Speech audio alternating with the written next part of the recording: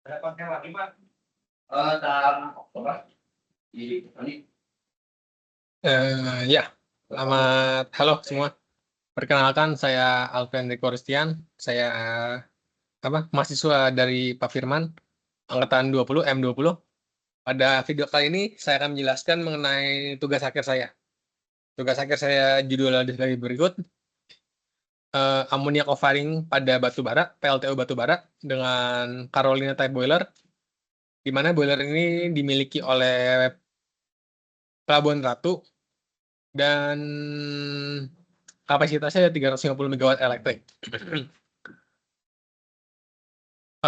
Di tugas akhir ini saya melakukan simulasi CFD atau Computational Fluid Dynamics protokol ammonia co-firing pada boilernya yang memiliki tangga burner. Yang saya analisis ada pengaruh dari fraksi amonia dan air staging. Air staging itu berarti lokasi udara pada overfire air yang diubah-ubah. Pada spesies ini berarti maksudnya komposisi dari gas buangnya, kemudian temperatur, dan daya yang dihasilkan dengan settingan heat input constant. Heat input constant itu berarti gross calorific value dari bahan bakar selalu konstan untuk semua simulasi, dan juga furnace exit gas velocity-nya konstan. Kenapa saya buat furnace exit velocity gas konstan? Pertama-tama, ini adalah daerah furnace exit gasnya dari boiler, dari gambar boiler. Saya membuat furnace exit velocity-nya konstan sebagai pendekatan karena saya ingin membuat penyerapan panasnya. Karena pada settingan simulasi, sulit untuk membuat perubahan panas yang berubah-ubah. Padahal pada realita berubah-ubah. Dan pada simulasi saya membuat penyerapan panasnya konstan.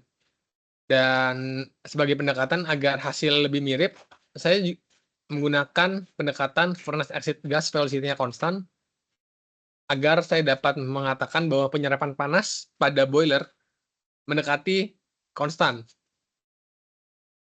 Kemudian saya akan menjelaskan mengenai model dari tugas akhir saya. Ini adalah simulasinya. Saya melakukan simulasi menggunakan ASYS Fluent. Berikut adalah model-modelnya. Pada simulasi ini saya hanya melakukan simulasi steady, dan ini gravitasinya. Energinya saya nyalakan, kemudian viskos modelnya atau turbulence modelnya saya menggunakan K epsilon, realizable. Ini settingan lainnya tidak saya ubah-ubah. Settingan ini sudah banyak digunakan di paper-paper lain yang juga membahas co-firing amonia dengan batu bara, dan oleh karena itu saya menggunakan ini. Kemudian untuk radiation modelnya saya menggunakan ini,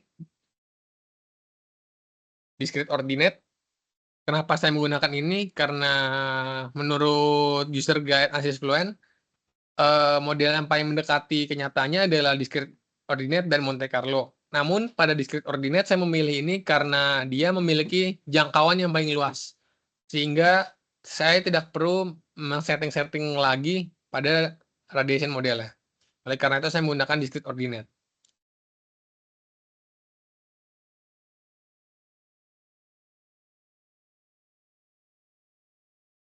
Kemudian untuk spesiesnya, spesies transportnya, pertama-tama saya menggunakan reaction volumetric saja. Model spesies transport,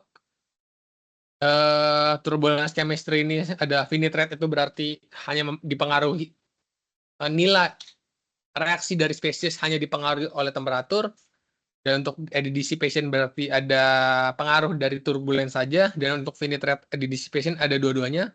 Untuk eddy dissipation konsep ini membuat reaksinya dimodelkan secara lebih kecil sehingga mendapatkan nilai yang lebih akurat. Namun karena terlalu berat komputasinya, saya menggunakan finite rate eddy dissipation. Untuk menginput batu baranya saya menggunakan kalkulator ini, ada proximate analysis, ultimate analysis, dan reaksi-reaksinya settingan bawah ini saya atur. Call as receive HCV ini saya atur. Volatile molecular weight saya hitung, dan sisanya tidak saya ubah. Saya menggunakan two-step reaction dengan menginput include S22 dan diperoleh global reaction sebagai berikut.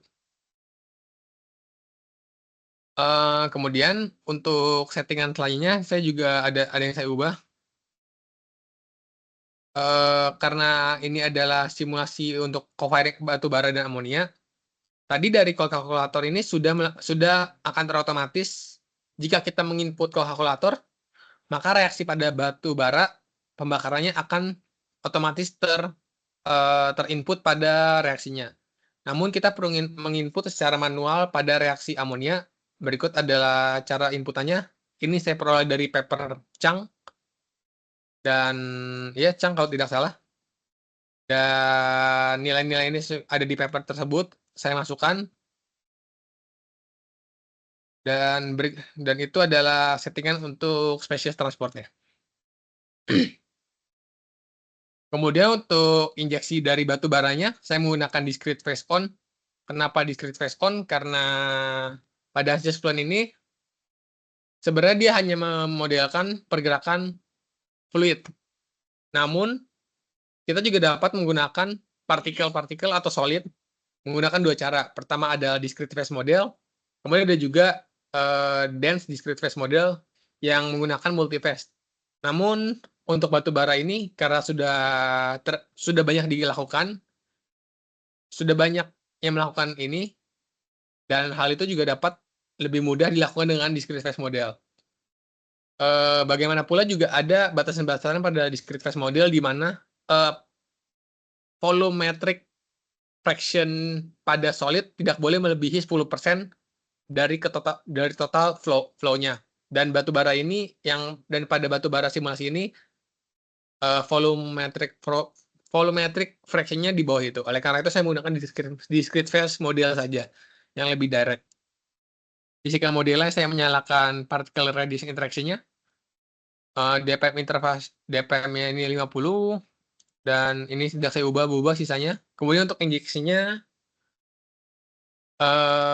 ini adalah settingan dari beberapa burner batu baranya. Saya contohkan satu. Temperaturnya 60 Celcius, berikut adalah flow rate-nya. Dapat dilihat bahwa ini ada 4 surface yang saya blok, maka oleh 9,3 ini akan terbagi 4 ke 4 inlet itu. Particle type ini combusting, jenis-jenis dari particle type yang dipilih ini mempengaruhi laws yang nanti akan disimulasikan. Dapat dilihat ada beberapa laws ini, dan combusting, dan untuk batu bara cukup combusting saja. Fisika modelnya saya tidak ubah spherical karena batu bara mungkin jika kita ingin mensimulasikan biomasa perlu diubah. Misalkan wood chip yang bentuknya seperti pipi-pipi itu perlu diubah non spherical dengan shape faktornya, tapi untuk batu bara spherical saja sudah cukup. Turbulent dispersion saya menyalakan, kemudian untuk wet combustion model saya nyalakan juga, dan ya ukuran ini saya menggunakan referensi dari penelitian sebelumnya yang dilakukan oleh Kak Haikal Ahmad di M18.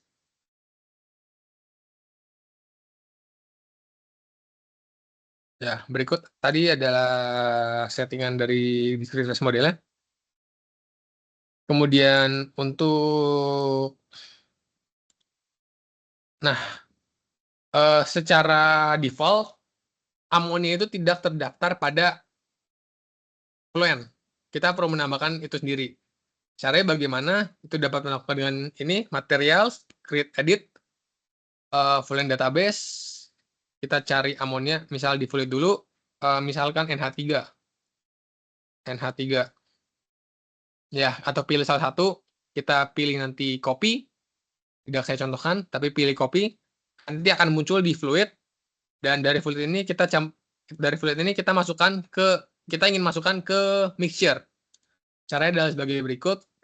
Dari call volatile air ini ada mixture species, kita edit, kita masukkan NH3 dan lain-lainnya yang spesies lainnya yang termasuk yang dimasukkan pada referensi paper.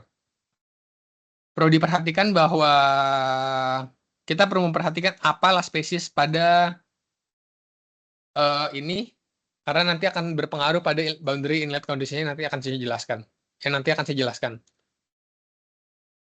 Kemudian untuk penyerapan panasnya, ini ada beberapa cell zone. Saya tidak memodelkan penyerapan panas berdasarkan pipa-pipa, tapi hanya volume saja. Jadi volume ini akan penyerapan panasnya. Dan cara settingan penyerapan panasnya ada, ini contoh dulu economizer-nya. Saya menggunakan source term saya nyalakan, kemudian source term ini energinya saya buat konstan. Dan ini saya buat konstan. Dan nilainya saya hitung berdasarkan heat and mass balance yang saya peroleh dari data. Apply. Kemudian untuk injeksi fluidnya, atau pada kasus ini adalah udara dan amonia, dari inlet-inlet ini sebagai contoh salah satunya saja. Ini saya hitung berdasarkan ASME PTC 4.1 untuk mendapatkan nilai ekses oksigen yang tepat, karena data yang saya peroleh memiliki nilai AFR yang aneh pada pembakarannya. Aneh itu berarti tidak umum, karena AFR pada data yang saya peroleh hanya 4, sedangkan pada pembakaran batu bara saja normalnya itu adalah 7-8. Thermalnya ini 60 derajat untuk primary air-nya, dan spesiesnya dapat dilihat ini adalah saya mengatur mole fraction-nya. Dari keseluruhan ini nilainya tidak mencapai 1.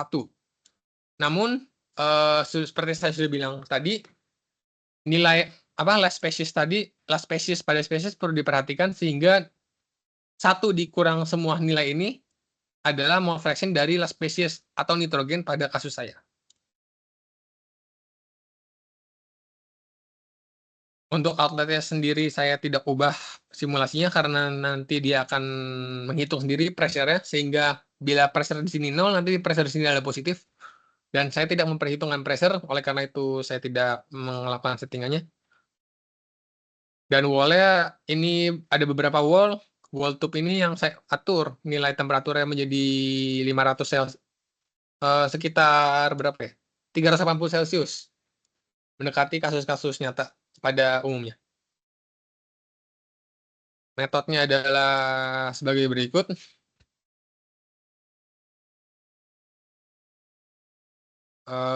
BTW ini saya di lab. Dan penasaran ini gimana?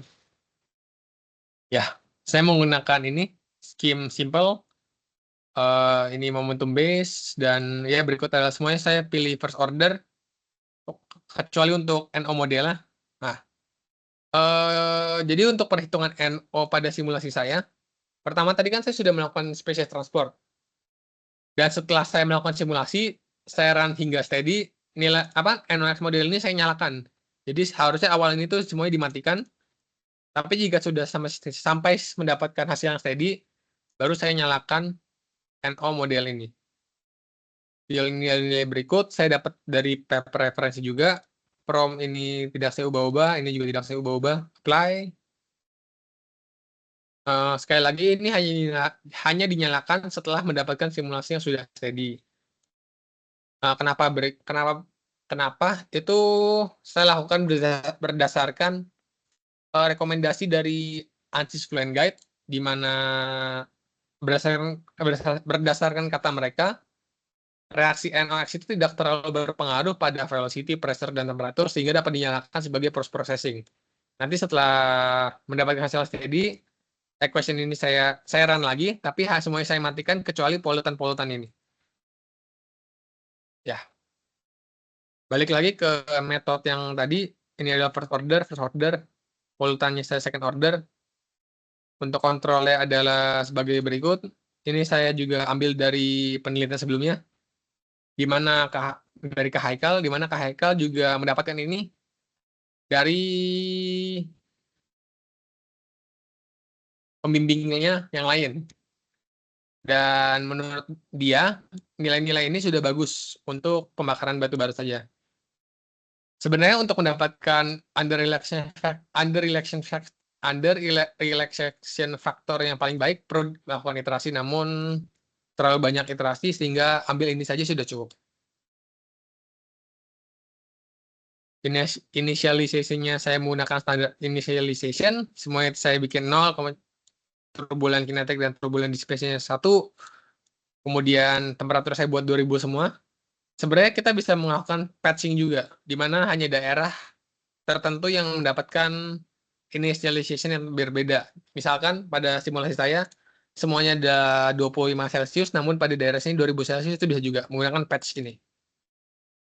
Setelah itu saya melakukan run dan hasil-hasilnya dapat dilihat dari kontrol-kontrol ini. Ditemukan bahwa co-firing dari amonia kesimpulannya adalah sebagai berikut. Terdapat penyerapan panas, terdapat peningkatan H2O dan peningkatan CP-nya, CP atau heat capacity yang nanti akan mengakibatkan penurunan temperatur. Kenapa? Karena H2O memiliki nilai tinggi dibandingkan spesies lainnya. Dan untuk CO2 turun. Nah, dapat dilihat juga nih temperatur turun. Namun pada 95% turun, naik, terdapat kenaikan. Kenapa? Karena pada settingan untuk membuat velocity constant tadi, velocity fresh exit constant, diperlukan penurunan jumlah udara, sehingga jumlah massa udara turun, dan pada kasus 95% NH3 terdapat kenaikan temperatur. Untuk dayanya, saya melakukan simulasi berdasarkan Aspen Plus. Ini adalah gambar skematiknya saja, tidak saya tampilkan Aspen Plus-nya. Diperoleh bahwa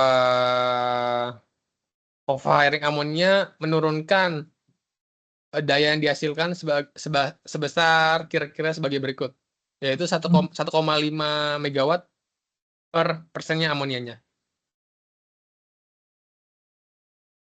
Ya, untuk air stagingnya sendiri, dia tidak terlalu berpengaruh berdasarkan simulasi yang saya peroleh. Untuk saran dari tugas akhir saya, mungkin untuk kedepannya, tugas akhir ini dapat dilanjutkan dengan menggunakan model boiler yang lebih detail. Maksud saya adalah, karena pada kasus saya hanya memodelkan fluid yang menyerap panas, namun tidak memodelkan pipa-pipanya saja.